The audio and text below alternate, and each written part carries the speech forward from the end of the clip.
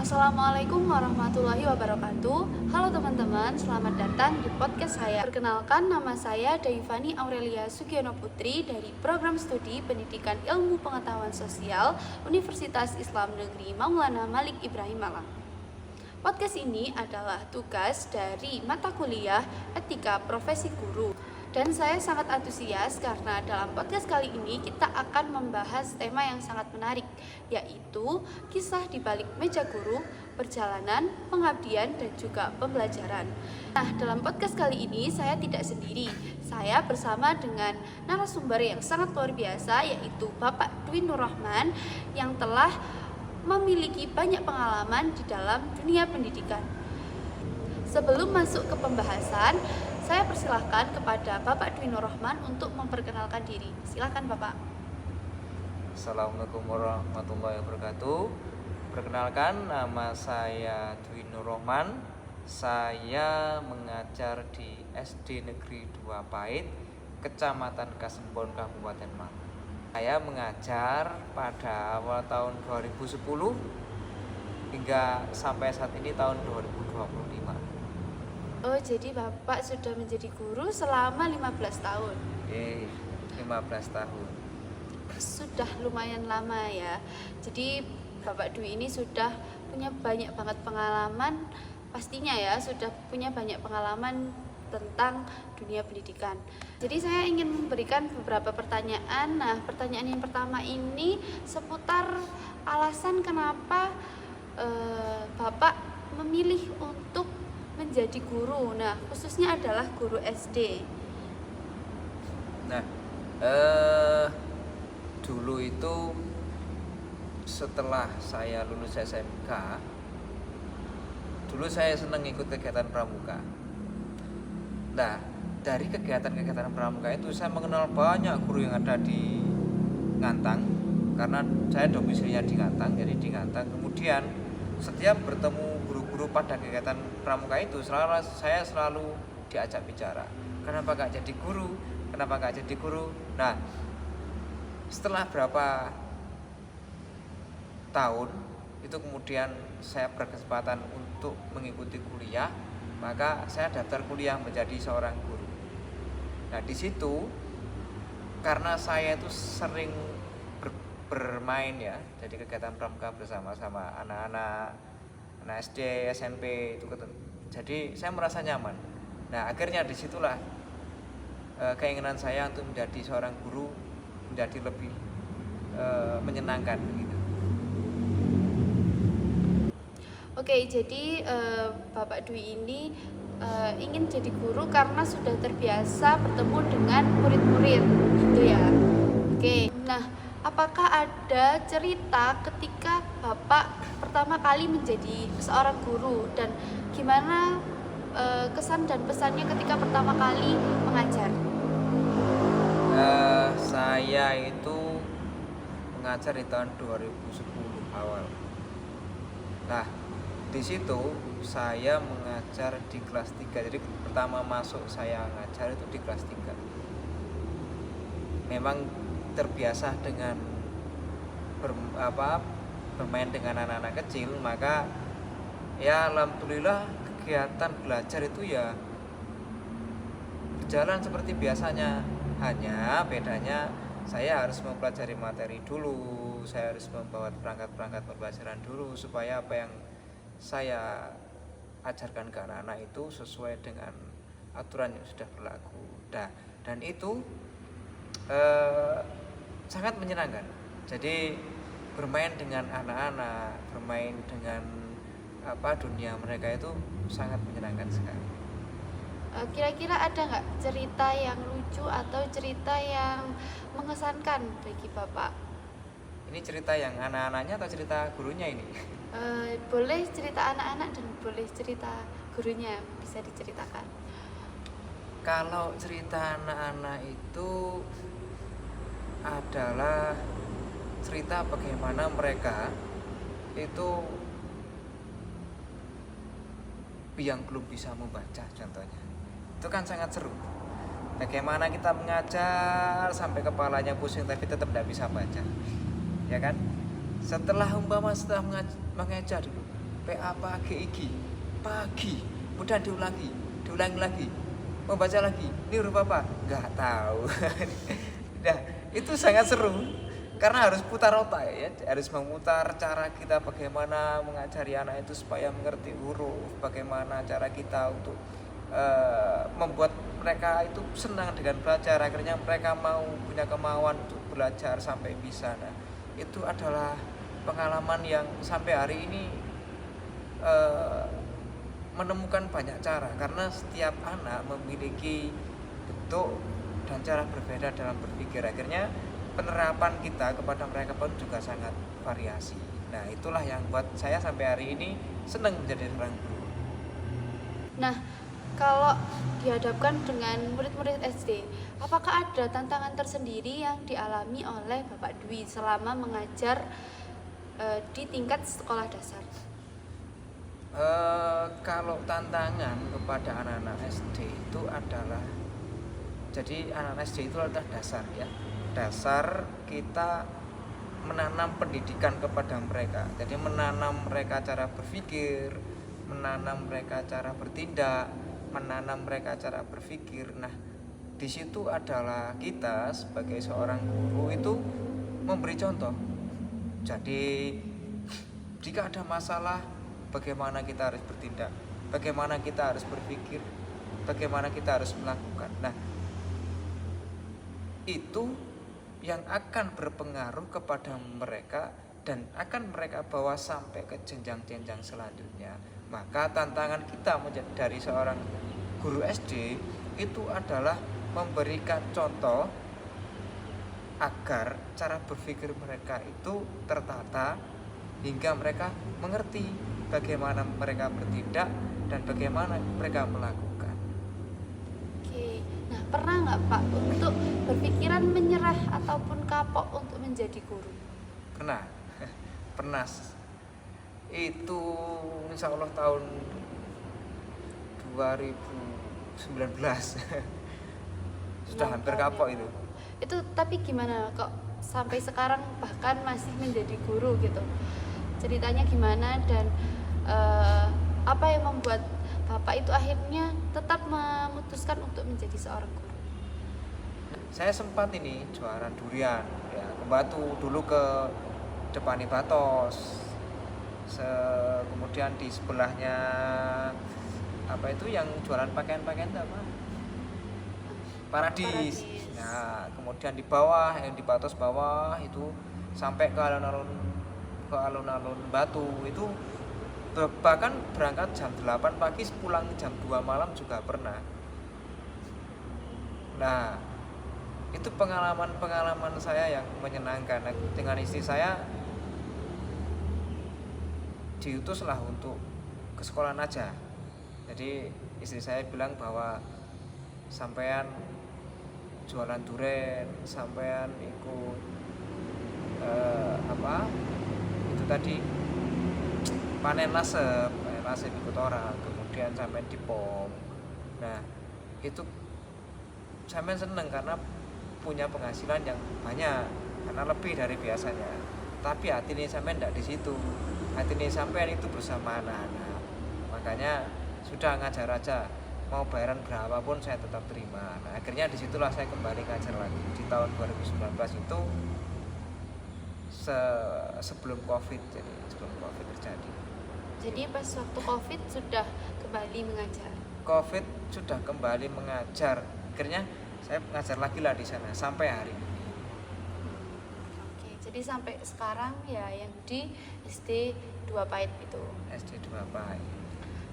Setelah Bapak Dwi ini berpindah-pindah dari tingkat SD, kemudian ke SMP, kemudian ke SD lagi. Nah, menurut Bapak Dwi ini apa arti pengabdian bagi Bapak dalam profesi guru ini? Kalau saya, arti pengabdian itu ya kita harus ikhlas dengan apa yang sudah jadi ketentuan kita. Saya dulu jadi guru SD itu ya sudah saya lakukan sebagaimana mestinya tugas saya. Ketika saya jadi guru SMP ya sesuai sudah dengan apa yang jadi tugas saya. Saya dulu jadi wali kelas ya saya lakukan sesuai dengan tugas saya. Saya jadi wakakurikulum ya saya lakukan sebagai wakakurikulum. Nah sampai sekarang saya jadi wali kelas lagi ya sudah sesuai, walaupun saya double ya, jadi wali kelas, jadi operator bos sekolah ya semuanya tetap saya lakukan selama pimpinan bilang sudah, saya berangkat. Kalau misalnya ketika ngajar nih, apa ada kan tadi kan udah momen-momen lucu, momen-momen berkesan. Nah kalau momen-momen yang bikin tersentuh atau yang enggak sangat-sangat tidak dilupakan ketika menjadi guru itu apa? Pernah mengalami momen apa? Momen itu tidak bisa datang seperti yang kita harapkan ya. Jadi momen itu datang ketika memang kita kadang sudah lupa yang kita lakukan. Jadi kalau momen itu datangnya sesuai kita harapkan, namanya bukan momen. Jadi kayak contoh seperti ini, sampean datang ke sini. Nah ini momen. Bagaimana dulu SD ketemu dengan saya, sekarang sudah kuliah, sudah pinter, mengerjakan tugas masih ingat sama saya, itu namanya momen. Nah itu momen-momen yang sangat menyenangkan. Nah kan, jadi yang kita tanam pada waktu itu ternyata hari ini masih diingat. Nah itu adalah momen yang tidak akan bisa dilupakan. Sama ketika kemarin ada murid saya yang datang ke sini kemudian salim sama saya dan bilang, Mas Dwi, karena manggilnya Mas, karena saya biasanya dipanggil Mas, saya mau pamit kemana? Saya mau pendidikan, saya keterima jadi polisi, sekarang mau pendidikan. Alhamdulillah hasil didikan jenengan saya keterima jadi polisi. Nah hal-hal seperti itu tidak bisa diungkapkan. Sudah, kita cuma bisa diam dan seneng hati. Bagaimana mungkin yang kita hanya bisa bicara, kita hanya bisa memberi masukan apa, bagaimana. Ternyata mereka bisa menerapkan itu sampai pada jenjang-jenjang selanjutnya, dan itu selalu diingat apa yang kita lakukan, apa yang kita bicarakan. Nah itu adalah momen yang tidak akan pernah bisa kita lupakan. Nah, kalau dari siswa nih Pak, apakah ada pelajaran yang Bapak terima dari siswa yang pernah diajar? Banyak sekali. Jadi contoh, anak nakal kan berarti bukan nakal. Itu kan hanya karena mungkin ada beberapa yang kurang cocok atau beberapa yang menurut dia kurang pas.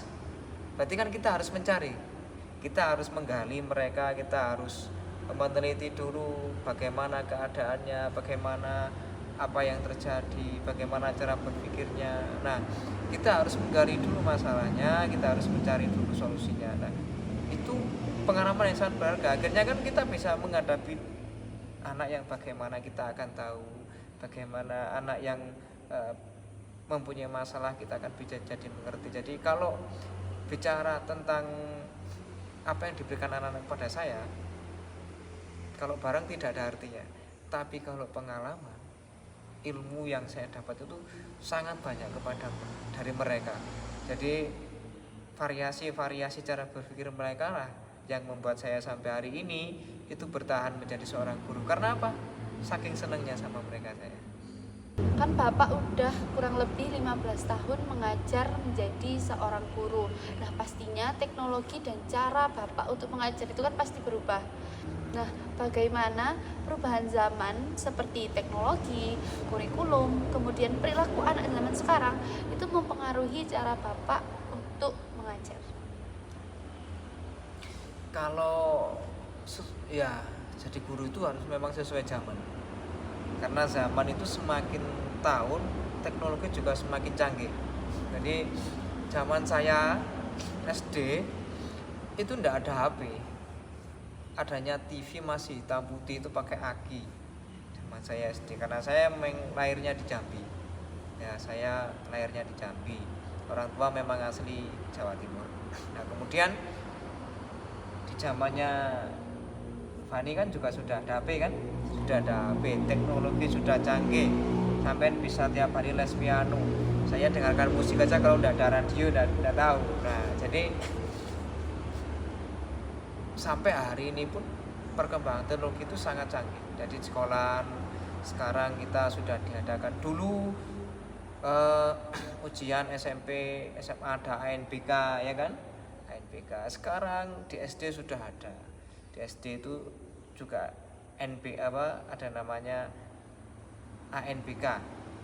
Jadi ANBK itu asesmennya itu sudah dimulai dari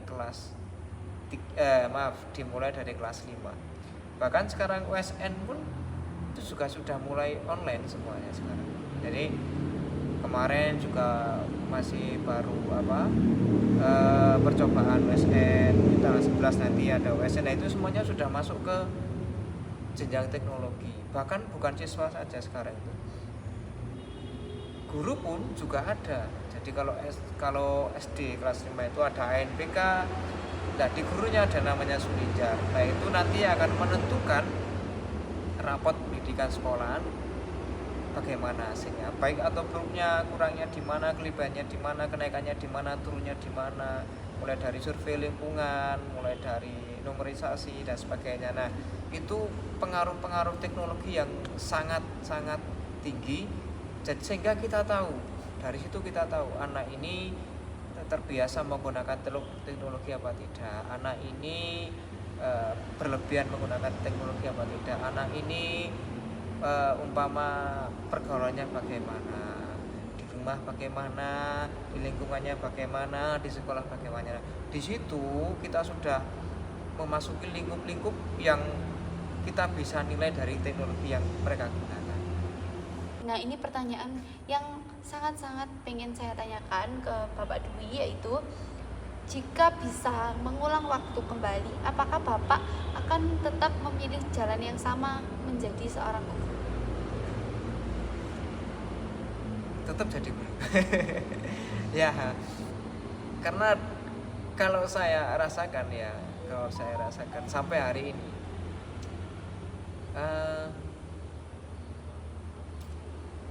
saya tidak bisa melakukan apa-apa mungkin, kecuali kalau saya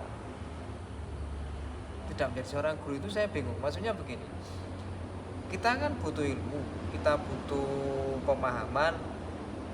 Jadi kalau cara saya salah satunya saya memperbanyak ilmu, memperluas ilmu, ya jadi guru itu.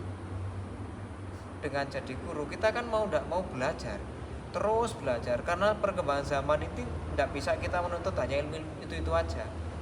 Semakin hari ini dan besok itu sudah berbeda cara berpikir kita. Makanya kelebihan kita jadi guru, saya jadi guru itu adalah saya bisa berpikir lebih maju dengan cara pandang anak-anak kita, dan kita memiliki banyak cara dengan sudut pandang dari mereka juga. Nah, kalau saya harus mengulang lagi ya tetap saya jadi guru.